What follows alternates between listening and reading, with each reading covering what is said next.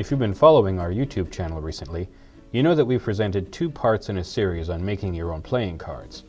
In part 1, we made cards out of a single layer of paper or cardstock. We also discussed various card cutting techniques. In part 2, we discussed making cards by gluing 2 layers of paper or cardstock back to back, as well as corner rounding. Today, we conclude this series by taking a look at triple layered cards and the optional step of finishing the card surfaces. First, an introduction to triple layered cards. The double layered cards we constructed in the last episode use the same type of paper for the fronts and backs. These cards, by contrast, will each be comprised of 2 different types of material. The fronts and backs will be of a thin material, while what's inside will be thick and stiff. Yes, that's what she said. Come on, people, grow up. For this project, we'll be using 20-pound plain paper and 20-pound linen paper for the fronts and backs. We will also use flimsy 40-pound and sturdy 65-pound cardstock for the card cores. Step 1. Print out your cards. For this project, we'll be printing out the beta version of Someone Has Died on both linen paper and plain paper, Lost in the Woods on plain paper, and the Decktet on linen paper. If your print and play game didn't come with card backs, you can use a blank page for the back like I did with the Decktet. Alternatively, you could improvise a sheet of card backs for yourself, like what I did here with Someone Has Died. Speaking of card backs, if you have a game like Someone Has Died, where there are distinctive decks that will never be shuffled together, you can use different colors of paper for your card backs to immediately identify and separate your identity, backstory, relationship, and objection card decks. Step 2. Glue the cards together. If you remember episode 2 of this series, you will recall how we lined up the card fronts and backs and used Scotch tape to not only act as a folding hinge, but to make sure the sheets stay lined up while we spray them with glue. This is the same technique we will be using here, but slightly modified. First, line up the card fronts with the core. While you spray your glue, make sure you get those corners. Then, just as we did in part 2, fold and roll.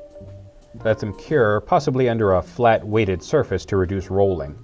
Then, when they are ready, do the same thing with the card backs.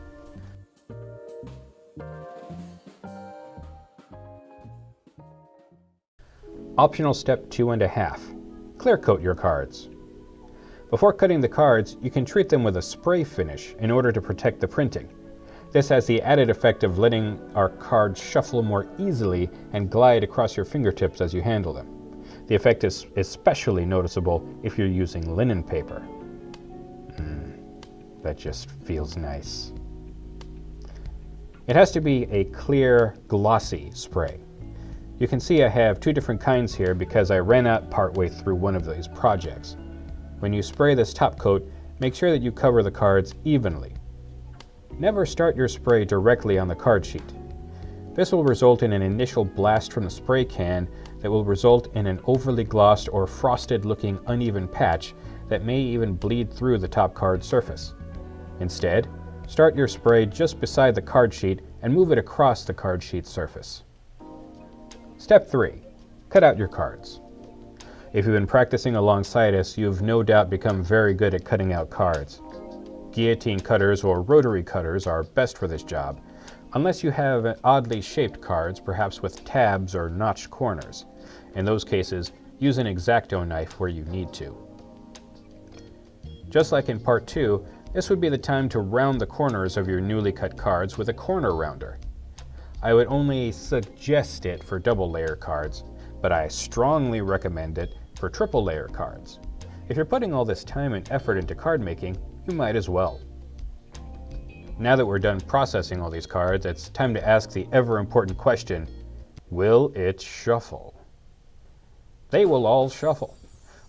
All the triple layer cards produce a nice, durable product. The plain paper on the thin cardstock shuffles pretty well, as you can see with Lost in the Woods here. They are also quite durable without being excessively stiff. The linen paper on thin cardstock, shown here as the Decktet, will also shuffle well. Just like the previous example, they're nice and sturdy, but not so inflexible that they're hard to handle.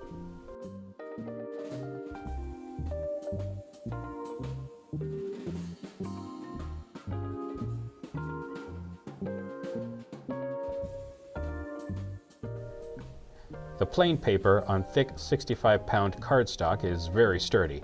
It's almost like a thin tile. You might need to break it in a little in order to shuffle it easily. The linen paper on thick cardstock is also very thick and very sturdy. If you use the clear coat on them, they'll probably last forever. But they'll shuffle a little clumsily because of their inflexibility. And there you have it. Depending on how many layers of work you plan on putting into your print and play or prototyping project, you can decide how many bells and whistles you want to add, like corner rounding and clear coating. If you're going to spend money on linen paper though, I recommend all the bells and whistles. And there you have it. If you watched all 3 of our videos on card making, you saw us make a whopping 5 versions of the big cheese. Plain paper, cardstock, double layered paper, and double layers with 2 thicknesses of cardstock. We also made 2 versions of Lost in the Woods, 1 double layered 65-pound cardstock and 1 triple layered paper with a 40-pound cardstock core. We made 2 versions of the Decktet, 1 double layered linen paper and 1 3-layered linen paper with a 40-pound cardstock core. Lastly, we made 2 versions of Someone Has Died, plain paper on a 65 cardstock core and linen paper on a 65 cardstock core. By the way, this is the beta version of Someone Has Died. If you try it and you like the way it plays, by all means consider purchasing the full version. If you found this video informative, give it a like.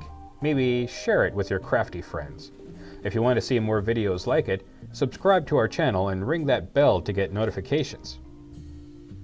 This is Jason from Meeple Witch Cafe, reminding you to live life the Meeple Witch way. Dine in and game on.